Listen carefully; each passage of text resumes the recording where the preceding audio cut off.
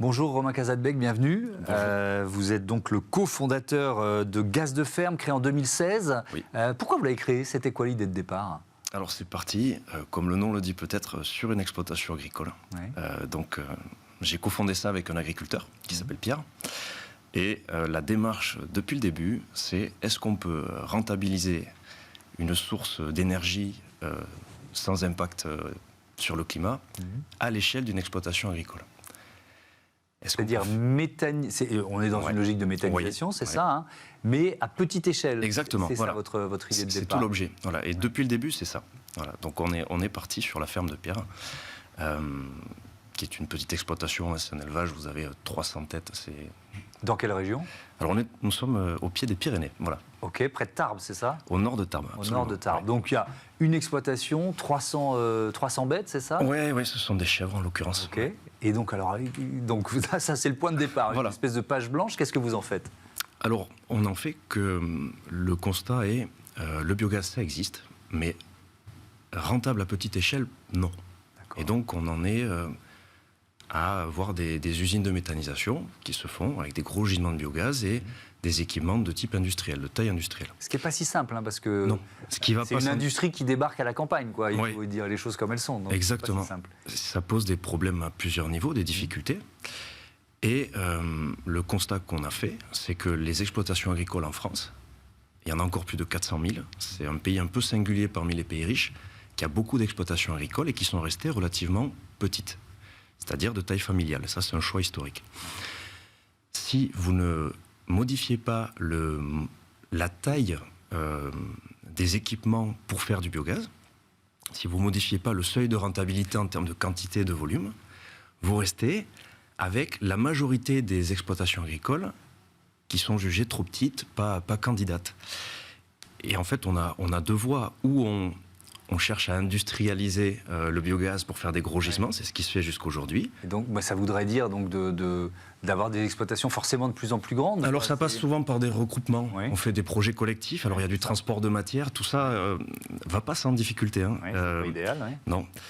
Donc on est assez clair. On pense que forcer une industrialisation de l'agriculture, ça ne passera pas, pour tout un tas de raisons, et qu'il vaut mieux adapter la technologie aux tailles des exploitations. C'est là que l'innovation rentre en ligne de mire, avec notamment le carboséparateur. Alors, c'est quoi le carboséparateur? Alors, ça s'appelle comme ça parce que ça permet de séparer le carbone. Je m'explique. Le biogaz, c'est un mélange. C'est un mélange fait par des micro-organismes qui comprend 60% de méthane à peu près et 40% de dioxyde de carbone. Et la technologie que nous avons développée permet de séparer le méthane d'un côté, le dioxyde de carbone de l'autre. Ça, c'est important parce que ces deux composés ont un effet antagoniste. Le méthane, ça s'enflamme, c'est une source d'énergie, c'est l'autre nom du gaz russe, si vous voulez. Et le dioxyde de carbone, au contraire, on s'en sert pour charger des extincteurs. Donc là, on travaille, quand on ne les sépare pas, on a un mélange qui est avec deux composés antagonistes, ce qui bride la rentabilité de la chose. Donc vous réussissez à les séparer et à donner finalement aux deux de la valeur, parce que c'est l'intérêt. Ça l'objectif. C'est ça. Mais ça veut dire quoi comme installation? Puisque vous nous dites, c'est une micro-méthanisation en quelque sorte. Oui, en fait, c'est que cette séparation permet d'avoir deux produits à valoriser et zéro gaspillage. C'est-à-dire vous rentrez 1 mètre cube de gaz dans notre appareil, 1 mètre cube sort. Il sort en 2 phases, mais tout est valorisé. Aucune émission directe à l'atmosphère, ce qui est important. Et du coup, la valeur ajoutée que vous tirez par mètre cube de biogaz est beaucoup plus importante. Ce qui nous a permis de dire, nous, on arrive à la rentabilité pour des volumes beaucoup plus petits. Voilà, c'est ça et on arrive à l'objectif initial. Donc c'est quoi? C'est une machine, c'est une petite installation? Concrètement, on a choisi une approche modulaire, là aussi pour essayer d'être un peu différent des concurrents, qui ont souvent des installations un peu plus grandes. Et donc c'est un petit module de 6 mètres carrés d'emprise au sol, c'est pas grand du tout, non, ça rentrerait largement dans les studios. Et avec un débit très petit, c'est 10 mètres cubeurs de biogaz qui sont traités par la machine. Donc ça, les gens du métier, ça leur parlera, c'est à peu près 20 fois plus petit que ce qui se fait habituellement. D'accord. Mais c'est modulaire, vous pouvez le faire grandir. On peut en mettre X, on peut le faire tourner 2 heures par jour, 20 heures par jour. On a choisi de faire un produit pour pouvoir le déployer rapidement et le produire en série très vite. Ouais, alors, et comment vous le commercialisez? Là, on arrive sur une autre innovation qui est Violette, le carbone des champs. Alors, c'est quoi? C'est des bouteilles Oui, absolument. Qu'est-ce que vous proposez avec quand on ça? est arrivé avec notre appareil, voilà, on vous permet de produire du gaz biosourcé. Ah, c'est bien, mais comment je distribue mon Qu'est-ce que je vais en faire? Ouais, c'est merveilleux. Ouais. Et donc, il y avait la question notamment de ce dioxyde de carbone, c'est 40%, qui, jusqu'ici, historiquement, ont quasiment jamais été valorisés dans le biogaz. Et donc, nous, on s'est rendu compte qu'il fallait créer notre propre filière de distribution de CO2 bio en bouteille. Et c'est ça, Violette. Mais alors, c'est quoi le débouché? Qui achète quoi, pour en faire quoi? Alors, un exemple qui va parler à tout le monde. La majorité des tireuses à bière de tous les bars du monde marchent avec une bouteille de CO2. Voilà, okay. C'est un exemple très concret. On va pouvoir boire une bière décarbonée, quoi. Exactement, vous pouvez boire une bière pression sans avoir la pression de polluer, de dégrader le climat. Et alors, là, vous en êtes où? Parce que l'histoire démarre en 2016, on a bien compris qu'il fallait... Il y a du développement. Il a fallu développer, il a fallu innover, il a fallu déposer peut-être. Il y a des... Oui, des brevets, le carboséparateur est breveté. D'accord. Donc là, vous en êtes où de votre développement? Alors, le développement est fait et le carboséparateur est prêt à être mis en production. Et donc, on vient de finaliser une levée de fonds. Donc, alors, nous, on est encore une toute petite entreprise, c'est à peu près 1 million d'euros pour nous. Donc, pour nous, c'est très bien déjà. Ouais. Vous l'avez fait en financement participatif, notamment? Oui, avec une partie de financement participatif et une partie de business angels. Okay, donc, les deux ont eu du succès et nous ont beaucoup confortés dans la démarche. On a eu plus de 500 personnes qui ont participé, donc c'est chouette. Et donc là, maintenant, on a les moyens de faire une démonstration. On a plus d'une vingtaine de commandes déjà. Donc on va faire une vingtaine de réalisations. Et l'idée, c'est on donne rendez-vous à peu près dans 1 an à tout le monde pour constater, je pense, que ça a bien marché et qu'on peut déployer ça à grande échelle. Ouais.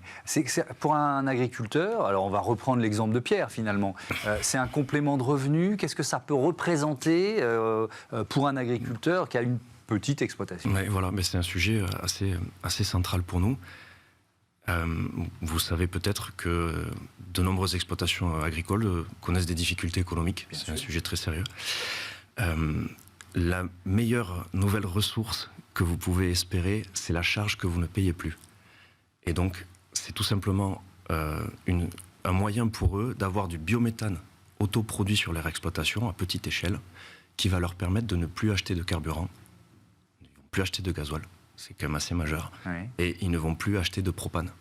Il faut savoir qu'il y a beaucoup d'exploitations agricoles qui consomment du gaz pour chauffer des bâtiments, pour de la transformation, etc. Et donc nous, tout ce qu'on a expérimenté chez Pierre, on souhaite que ça profite un maximum de gens. On est dans le circuit ultra court. On est dans du circuit très court. Le méthane, il est utilisé par l'exploitation elle-même. Oui, alors autoconsommé en priorité, ça c'est la cohérence de l'entreprise, et au profit de l'exploitation. Donc carburant, combustible sont les deux voies que nous privilégions. Il y a très souvent, assez vite, même sur une exploitation qui n'est pas très grande, de l'excédent. Et là, nous apportons le support technique et commercial pour distribuer des excédents de biométhane. Sous quelle forme? Donc, c'est la possibilité de venir faire le plein à la ferme pour votre voiture, pour une économie de voisinage, pour tous les gens qui habitent autour. Donc ça, c'est la décentralisation des pompes à essence, c'est complètement nouveau. Dans le même esprit... Donc c'est quoi? C'est des voitures qui roulent au GPL? Alors non, ce sont les véhicules qu'on appelle GNV.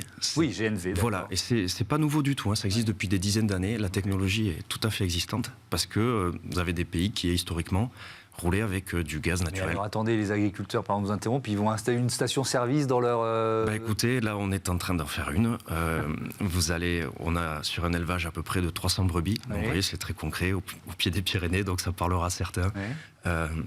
On va faire la bergerie est en bord départemental, et ils ont souhaité qu'on valorise la totalité du méthane sous forme de carburant, et on va faire rouler entre 30 et 40 véhicules qui prennent une carte d'abonnement pour venir faire le plein là. C'est vraiment une idée géniale, on comprend les business angels et les investisseurs qui vous suivent. Dernière question, est-ce que vous avez évalué, peut-être c'est trop tôt pour répondre, mais le retour sur investissement pour un agriculteur? Oui, alors à aujourd'hui, avec les coûts de production sur les premiers projets, on estime le retour sur investissement entre 10 et 15 ans.